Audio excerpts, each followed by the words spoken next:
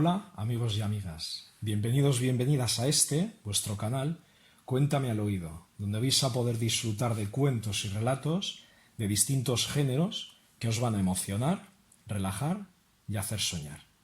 A continuación, os voy a contar un entrañable cuento de Leopoldo Alas Clarín titulado Adiós Cordera.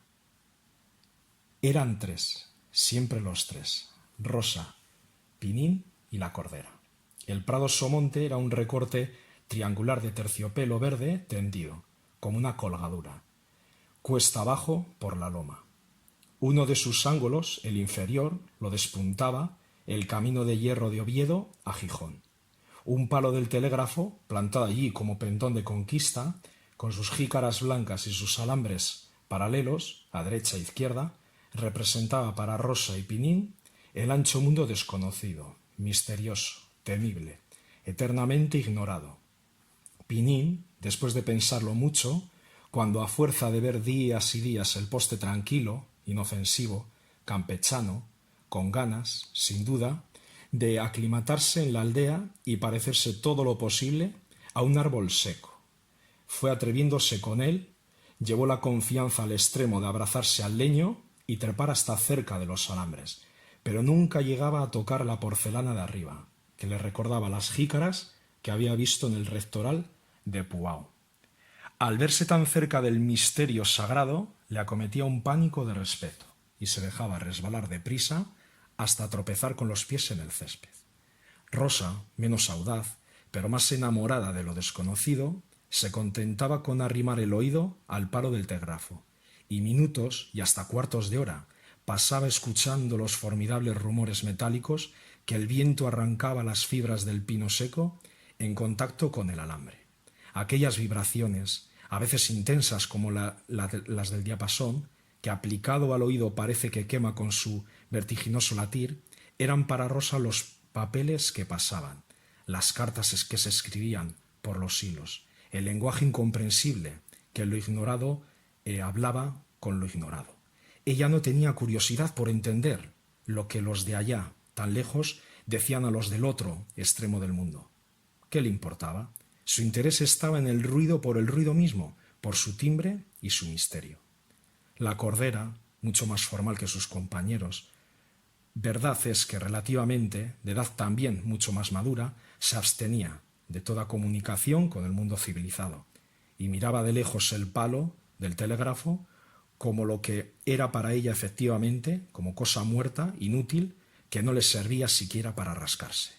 Era una vaca que había vivido mucho, sentada horas y horas, pues experta en pastos, sabía aprovechar el tiempo, meditaba más que comía, gozaba del placer de vivir en paz, bajo el cielo gris y tranquilo de su tierra, como quien alimenta el alma, que también tienen los brutos, y si no fuera profanación, podría decirse que los pensamientos de la vaca matrona, llena de experiencia, debían de parecerse todo lo posible a las más sosegadas y doctrinales odas de Horacio. Asistía a los juegos de los pastorcitos encargados de hilindarla, como una abuela. Si pudiera, se sonreía al pensar que Rosa y Pinín tenían por misión en el prado cuidar de que ella, la Cordera, no se extralimitase, no se metiese por la vía del ferrocarril ni saltara a la heredad vecina, que había de saltar, que se había de meter. Pastar de cuando en cuando, no mucho, cada día menos, pero con atención, sin perder el tiempo en levantar la cabeza con curiosidad necia, escogiendo sin vacilar los mejores bocados, y después sentarse sobre el cuarto trasero con delicia, a rumiar la vida, a gozar el deleite de no padecer, y todo lo demás aventuras peligrosas. Ya no recordaba cuándo le había picado la mosca. El satu, el toro, los saltos locos por las praderas adelantes. Todo estaba tan lejos. Aquella paz solo se había turbado en los días de prueba de la inauguración del ferrocarril. La primera vez que la Cordera vio pasar el tren, se volvió loca. Saltó la sebe de lo más alto del solo monte, corrió por prados ajenos y el terror duró muchos días, renovándose, más o menos violento, cada vez que la máquina sonaba por la trinchera vecina. Poco a poco se fue acostumbrando al estrépito inofensivo, Cuando llegó a convencerse de que era un peligro que pasaba, una catástrofe que amenazaba sin dar, redujo sus precauciones a ponerse en pie y a mirar de frente, con la cabeza erguida, al formidable monstruo. Más adelante no hacía más que mirarle sin levantarse, con antipatía y desconfianza. Acabó por no mirar al tren siquiera. En Pinín y Rosa, la novedad del ferrocarril produjo impresiones más agradables y persistentes. Si al principio era una alegría loca, algo mezclada de miedo supersticioso, una excitación nerviosa que les hacía prorrumpir en gritos, gestos, pantomimas descabelladas, después fue un recreo pacífico, suave, renovado varias veces al día. Tardó mucho en gastarse aquella emoción de contemplar la marcha vertiginosa, acompañada del viento, de la gran culebra de hierro, que llevaba dentro de sí tanto ruido y tantas castas de gentes desconocidas, extrañas. Pero telégrafo, ferrocarril, todo eso era lo de menos. Un accidente pasajero que se ahogaba en el mar de soledad que rodeaba el prado, Somonte. Desde allí no se veía vivienda humana, allí no llegaban ruidos del mundo más que al pasar el tren. Mañana sin fin, bajo los rayos de sol. A veces el telzumbar de los insectos, la vaca y los niños esperaban la proximidad del mediodía para volver a casa. Y luego, tardes eternas, de dulce tristeza silenciosa, en el mismo prado hasta venir la noche, con el lucero vespertino por testigo mudo en la altura. Rodaban las nubes allá arriba, caían las sombras de los árboles y de las peñas en la loma y en la cañada, se acostaban los pájaros, empezaban a brillar algunas estrellas en lo más oscuro del cielo azul, y Pinín y Rosa, los niños gemelos, los hijos de Antón de Chinta, teñida el alma de la dulce serenidad soñadora de la solemne y seria naturaleza, callaban horas y horas después de sus juegos, nunca muy estrepitosos, sentados cerca de la cordera, que acompañaba el augusto silencio de tarde en tarde con un blanco son de perezosa esquila. En este silencio, en esta calma inactiva, había amores. Se amaban los dos hermanos como dos mitades de un fruto verde, unidos por la misma vida, con escasa conciencia de lo que en ellos era distinto, de cuánto los separaba. Amaban Pinín y Rosa a la cordera, y la vaca abuela, grande, amarillenta, cuya testuz parecía una cuna. La cordera recordaría a un poeta la fábala del Ramayana, la vaca santa. Tenía en la amplitud de sus formas, en la solemne serenidad de sus pausados y nobles movimientos, aire y contornos de ídolo destronado. Caído, contento con su suerte, más satisfecha con ser vaca verdadera que Dios falso. La cordera, hasta donde es posible adivinar estas cosas, puede decirse también quería a los gemelos encargados de apacentarla. Era poco expresiva, pero la paciencia con que los toleraba, cuando en sus juegos ella les servía de almohada, de escondite, de montura, y para otras cosas que ideaba la fantasía de los pastores, demostraba tácitamente el afecto del animal pacífico y pensativo. En tiempos difíciles Pinín y Rosa habían hecho por la cordera los imposibles de solicitud y cuidado. No siempre Antón de Chinta había tenido el prado Somonte. Este regalo era cosa relativamente nueva. Años atrás la cordera tenía que salir a la gramática, esto es, a apacentarse como podía, a la buena ventura de los caminos y callejas de las rapadas y escasas praderías del común, que tanto tenían de vía pública como de pastos. Pinín y Rosa, en tales días de penuria, la guiaban a los mejores altozanos, a los parajes más tranquilos y menos esquilmados, y la libraban de mil injurias a que están expuestas las pobres reses que tienen que buscar su alimento en los azares de un camino.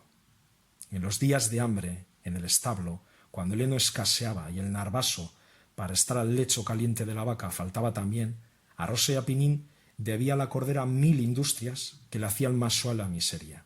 ¿Y qué decir de los tiempos heroicos del parto y la cría, cuando se entablaba la lucha necesaria entre el alimento y regalo de la nación y el interés de los chintos, que consistía en robar a las ubres de la pobre madre toda la leche que no fuera absolutamente indispensable para que el ternero subsistiese?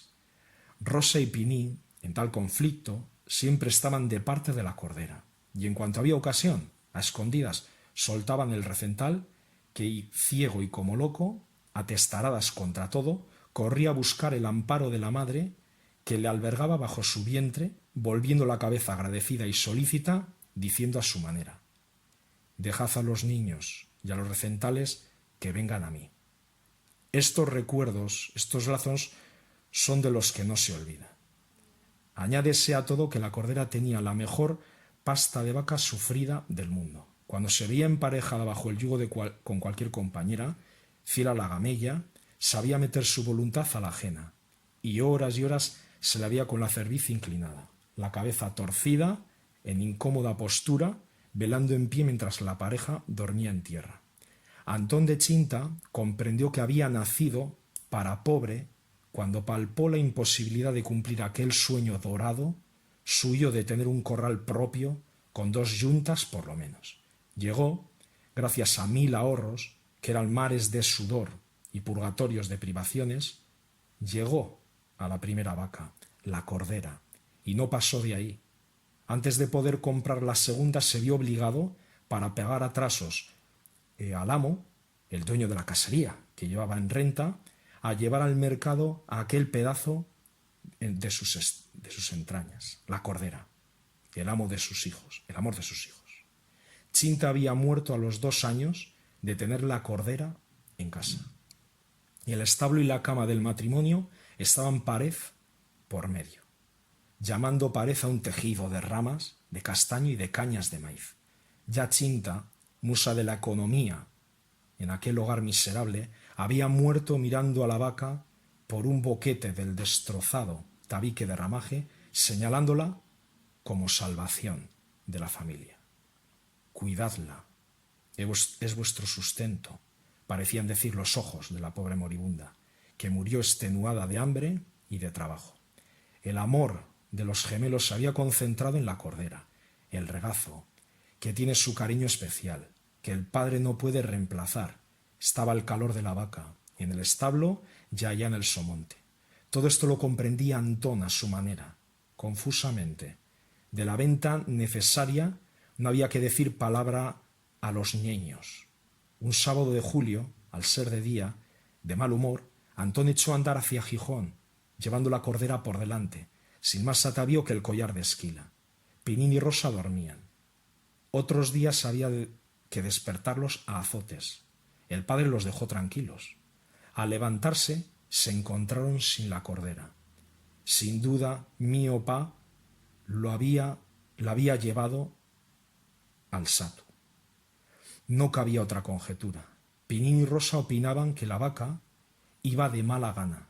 Creían ellos que no deseaba más hijos, pues todos acababan por perderlos pronto sin saber cómo ni cuándo.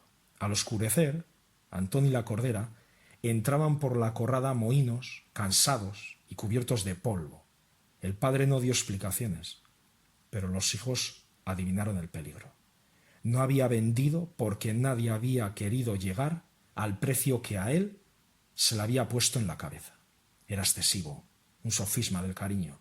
Pedía mucho por la vaca para que nadie se atreviese a llevársela.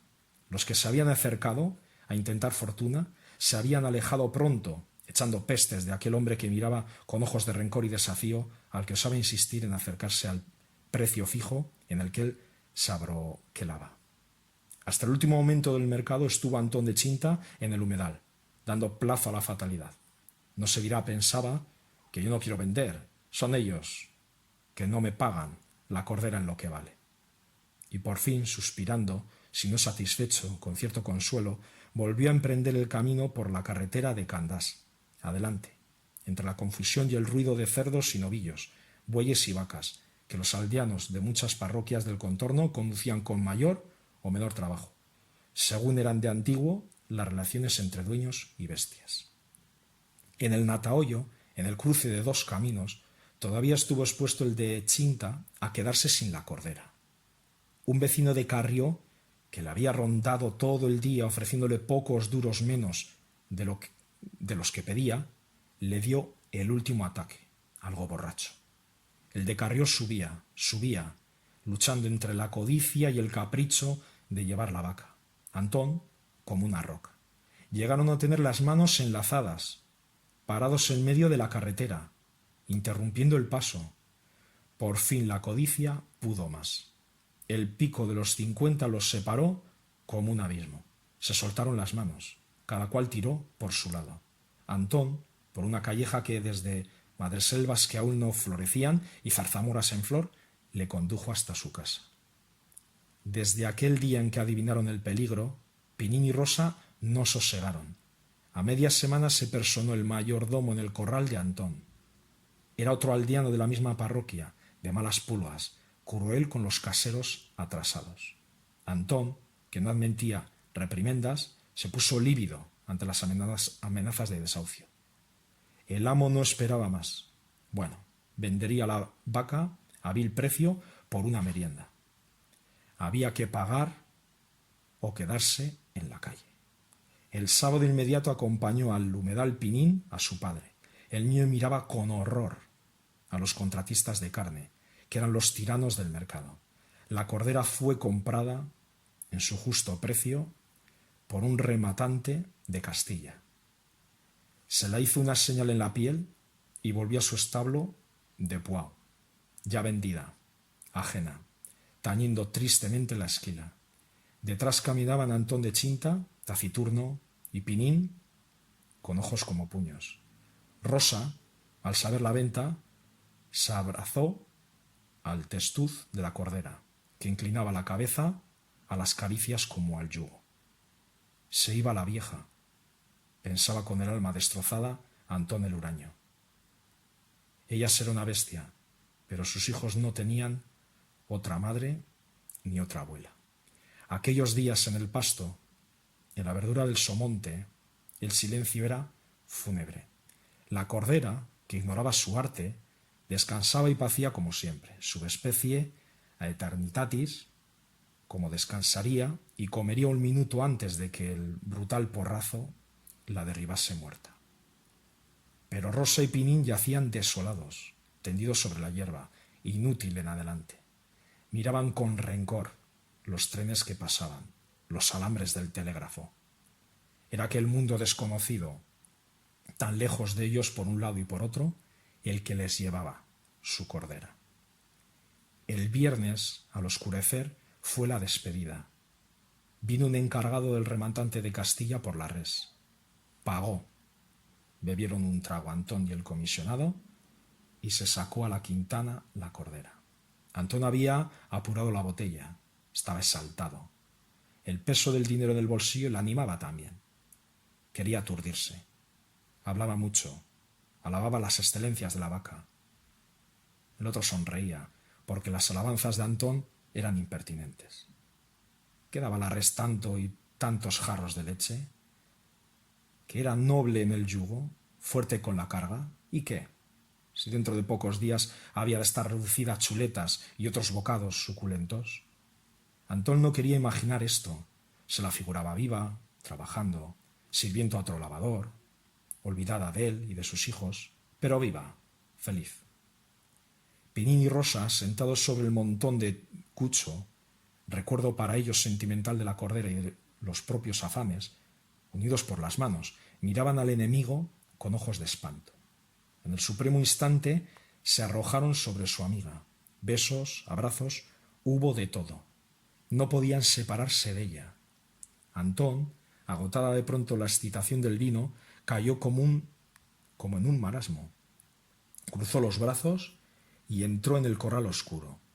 Los hijos siguieron un buen trecho por la calleja. De altos setos, el triste grupo del indiferente comisionado y la cordera, que iba de mala gana con un desconocido y a tales horas. Por fin hubo que separarse. Antón, malhumorado, clamaba desde casa. Va, niños, acá os digo, basta de pamemes. Así gritaba de lejos el padre con voz de lágrimas. Caía la noche. Por la calleja oscura, que hacían casi negra los altos setos, formando casi bóveda, se perdió el bulto de la cordera, que parecía negra de lejos. Después no quedó de ella más que el tintán pausado de la esquila, desvanecido con la distancia, entre los chirridos melancólicos de cigarras infinitas. Adiós, Cordera, gritaba Rosa deshecha en llanto. Adiós, Cordera, de mi alma. Adiós, Cordera, repetía Pinín, no más sereno. Adiós, contestó por último, a su modo, la esquila, perdiéndose su lamento triste, resignado, entre los demás sonidos de la noche de julio en la aldea. Al día siguiente, muy temprano, a la hora de siempre, Pinín y Rosa fueron al prado Somonte. Aquella soledad no lo había sido nunca para ellos tan triste. Aquel día, el Somonte sin la Cordera parecía el desierto. De repente silbó la máquina. Apareció el humo. Luego el tren. En un furgón cerrado, en unas estrechas ventanas altas o respiraderos, vislumbraron los hermanos gemelos cabezas de vacas que, pasmadas, miraban por aquellos tragaluces. Adiós, Cordera, gritó Rosa, adivinando allí a su amiga, a la vaca abuela. Adiós, Cordera, vociferó Pinín con la misma fe, enseñando los puños al tren, que volaba camino de Castilla. Y llorando, repetía el rapaz, más enterado que su hermana de las picardías del mundo. La llevan al matadero. Carne de vaca, para comer los señores, los indianos. Adiós, Cordera. Adiós, Cordera.